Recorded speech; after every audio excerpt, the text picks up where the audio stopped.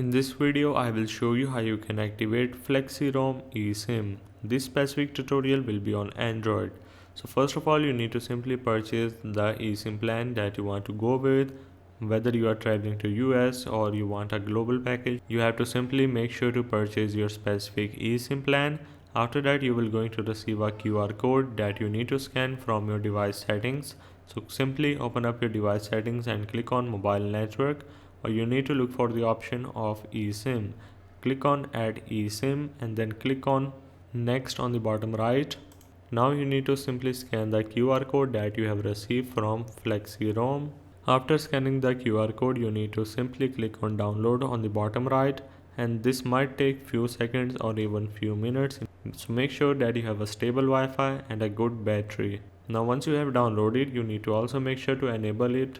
So go back to your eSIM section and then find your FlexiRoam, then click on three dots and then click on enable.